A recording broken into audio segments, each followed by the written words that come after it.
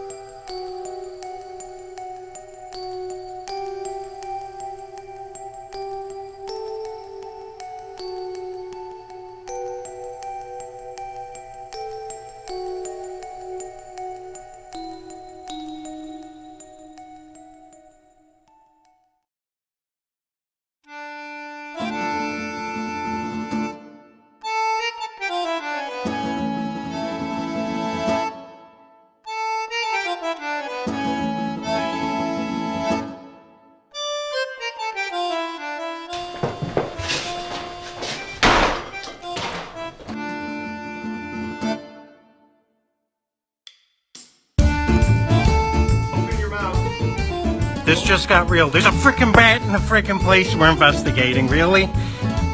Really? Oh, there it is. Hi. We're all on the floor.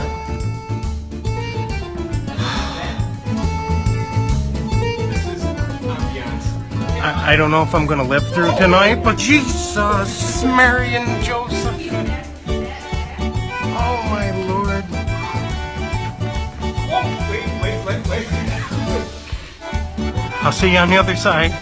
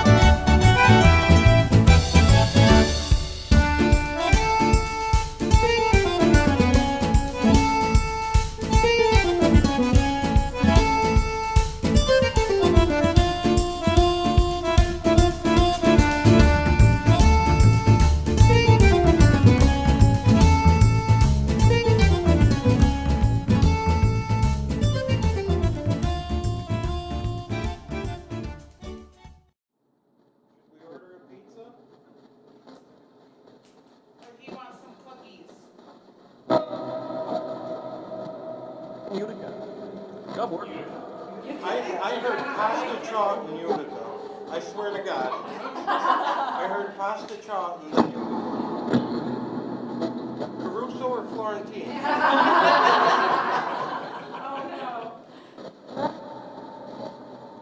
Caruso or Florentine? I like you. Florentine is better.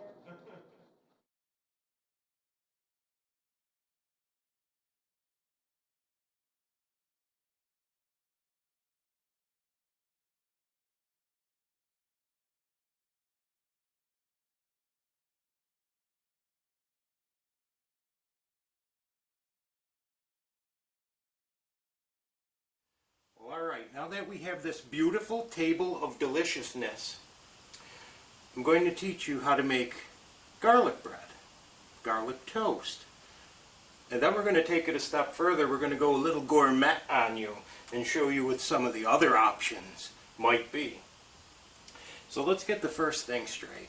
This piece here, this little end piece, does anybody else refer to this as the coulis or the butt of the bread? Does anybody actually eat this? All right, so we're going to start out with a plate of white bread. And growing up, it really was true. Not only was this bread, this was a hot dog roll, a hot dog bun. You made a sandwich with it. You made stuffing with it. This was universally everything. But this isn't total white bread. This is actually white Italian bread, because what else would an Italian cook use other than white Italian bread? So your first word for today is medigan. Medigan. It's the Italian word for American. So let's start. So let's make a base, and then from that base, everything else can be expanded on. First thing, oregano. Ooh. Now you have to be very careful with oregano, because not only is oregano delicious, oregano can ruin a lot of food. So we're going to use, we have a standardized, this is what I call a teaspoon. We're going to put in a little basil. Same amount roughly, same amount. Look at this basil. Okay. Now we're going to go in with a heaping helping of parsley, because parsley never really hurt anybody, did it? Now, Dad's original recipe used garlic powder. Lots of it. So we're going to go garlic powder, and then we're going to go a couple, 2 tree of these. That's your second word for today. 2 tree. It's a measurement. 2 tree. So we have garlic powder. So we got basil, oregano, garlic powder, and parsley. And the only other original ingredient Dad used to put in it was Parmesan cheese. It wasn't until I got married that the missus started calling it shaker cheese. Now that's nothing I've ever heard of in my life, shaker cheese, but I guess it kind of makes sense because you shake it. So to stay traditional to Dad's recipe, we're going to put in 3 tablespoons of these things. Look at that. 1, 2, 3. Look at that. Now Mom didn't like spice, so Dad did not use a lot of spice, but this is actually some chopped up garlic, some real stuff. And we're going to put that in there because after all, we're making garlic bread, aren't we? Another cheese, faithful in our house, was Romano. If you've never had Romano, Romano is incredible. This is the bomb if you put it on. Oh, it just has such a depth to it. And we're going to put a little of that. Look at that. This is real Romano. This is an imitation. This is the real deal. Alright, so now you want to get one of your spreader things like this, the schmear stick. And we're going to move this all around. Look at this. We're really cooking here. This isn't like television. We really cook here. I'm going to give you diabetes before we're done with you. Don't you worry. I've been a proud member of that club since the 20s. Want to mix all this stuff in here. Look at that. If you don't like spice, we're probably not going to get along then. You want to just mix this up. Now this was 2 sticks of butter I started with. 2 sticks of butter. Leave them out for a little bit. Let them get soft. If you're in a hurry, throw it in the microwave. Because you want it to be as soft as it can. Smush it around. Do a little stir thing like this. See, you got this butter here that don't got no seasoning. It's not good. Look at this. So we got this like this. You want to keep that. Oh my gosh. Don't mind the heavy breathing. I got a little bit of the allergies. It's kind of weird. When you live in upstate New York, you go through the flu season, you go through Ebola, nothing takes you down. As soon as the tree pollen starts in April, boom, you're out for a month. So this is all, look at that. That's all mixed up. Now you could just put this out just as itself with some crusty, rusty, toasted breads, whatever you want. But we're going to take the schmear stick like this. We're going to give it a heaping helping of hospitality here. Look at that. Oh, we almost lost it. I'm going to give it a nice little schmamats over here. Okay. So, let me go get the pan that we're going to cook this with.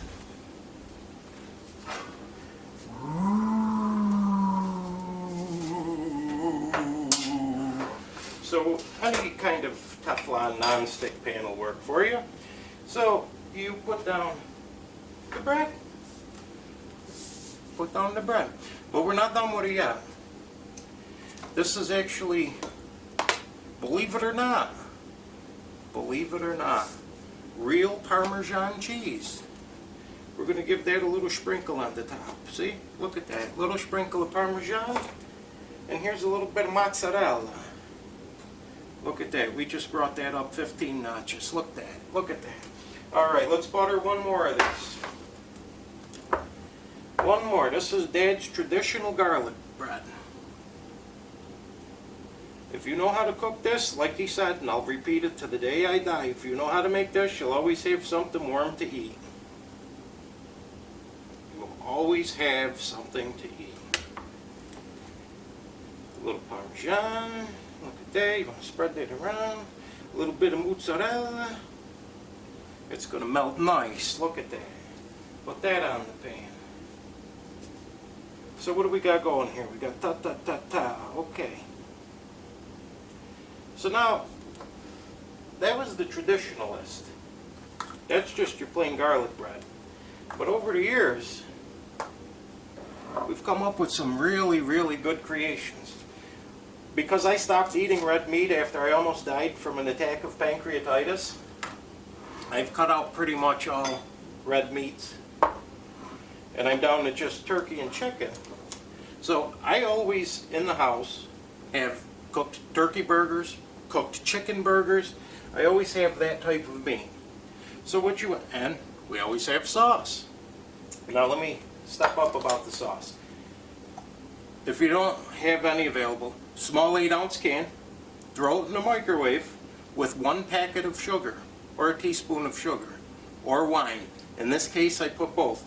Cook it for about 5 minutes, but don't cook it for a straight 5 minutes. Put it on for about a minute. Let it cool a little bit. Put it on for 2. Let it cool a little. Put it on for another 2. And you want a very thick sauce. The reason you put the sugar and the reason I put the wine, that'll actually give it a little sweetness. Tomato sauce is bitter. And this is more of a welcoming taste. This is going to be more of an appetizer.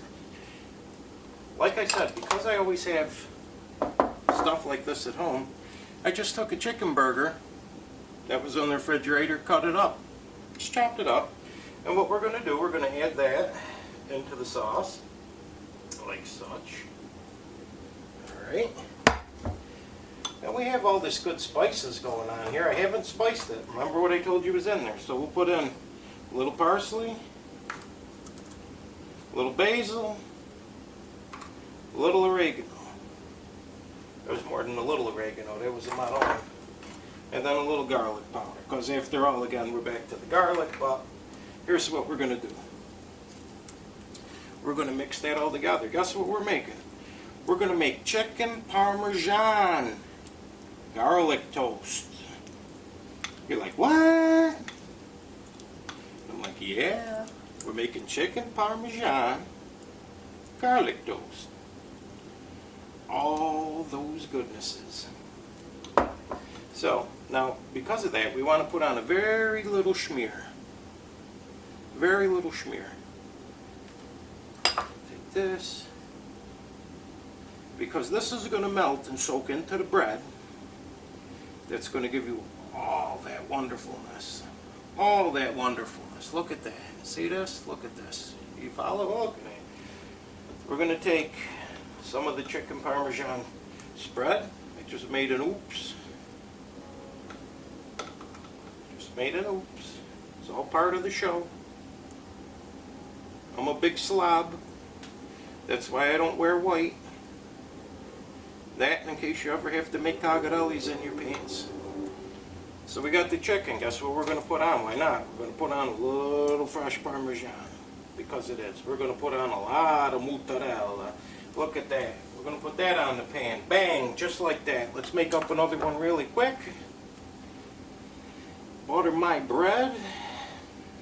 The things you don't see on television.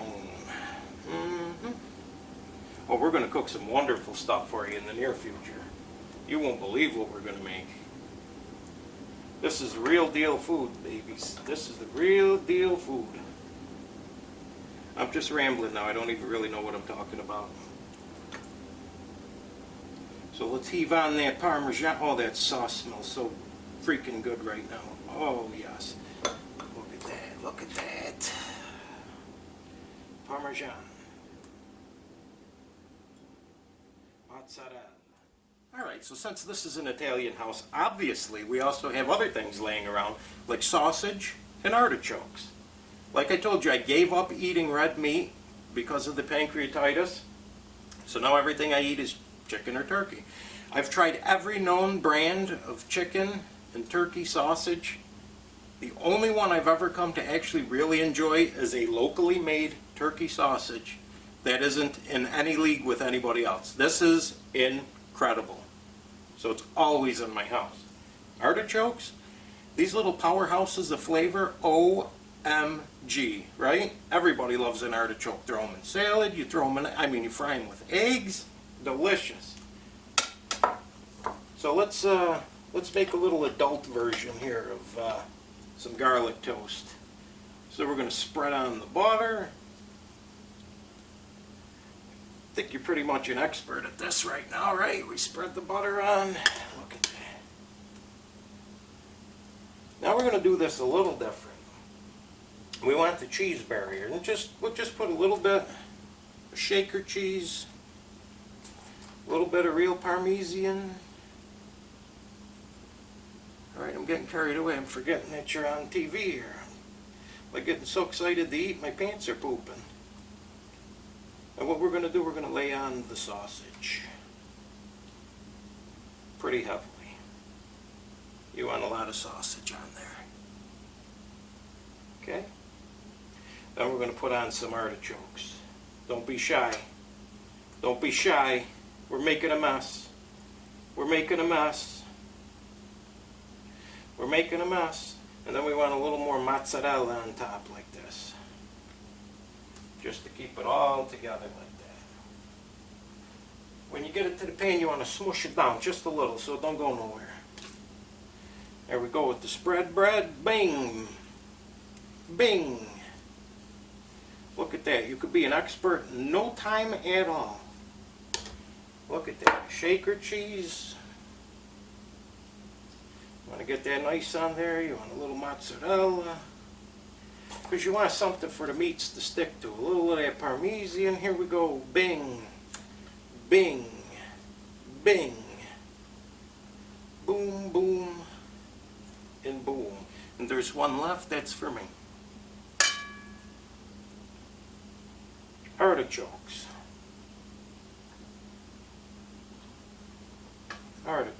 Look at this. A little more mozzarella. A fanablin, I got it everywhere. So what do we got? We got one left. What are we going to do? We're out of sauce. Well, we still got some chicken parm. Let's go back to the chicken parm. We'll get one last one of these in for you.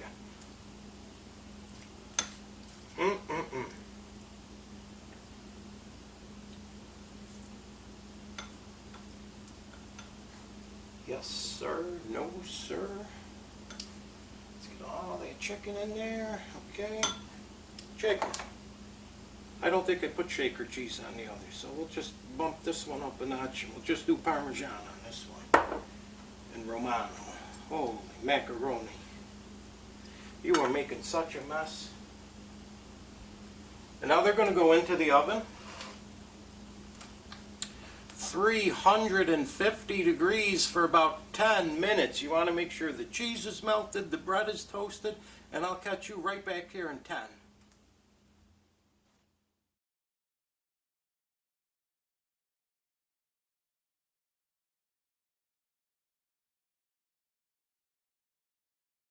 So there you have it. Look at that. You have a beautiful, beautiful plate of hors d'oeuvres.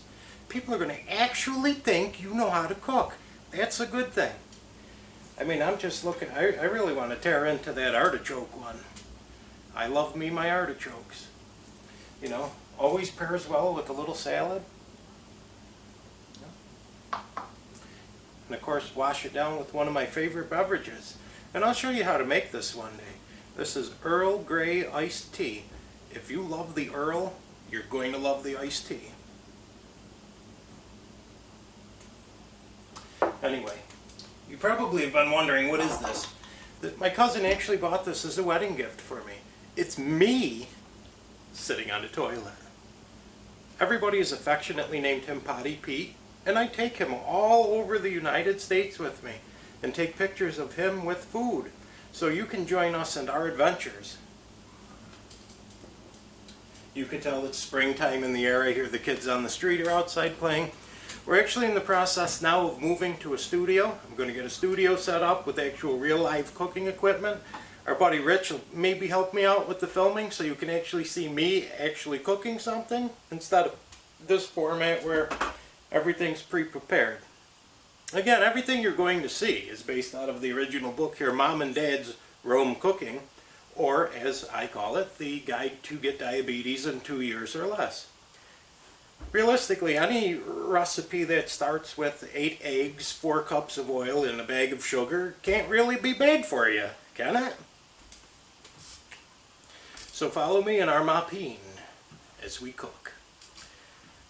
As far as the paranormal, what we're going to do with this show, we're hoping, we're not really going to investigate. You'll see me moving in and out of Agent Paranormal with Rich, aka Ghost Agent, and then you'll also see Ghost Girl, Nicole Beretta, and some other surprises. What I would like to do is actually cook the meal, maybe spend 10-15 minutes tops cooking a meal, show you how that is. We'll serve them, we'll eat, and we'll sit around and we'll talk about the paranormal. What are we going to talk about? One thing we probably won't talk much about is Bigfoot. Really, why isn't he big feet? I mean, he has 2 feet, right? 2 feet? Bigfoot means he has 1 foot. Does he hop around?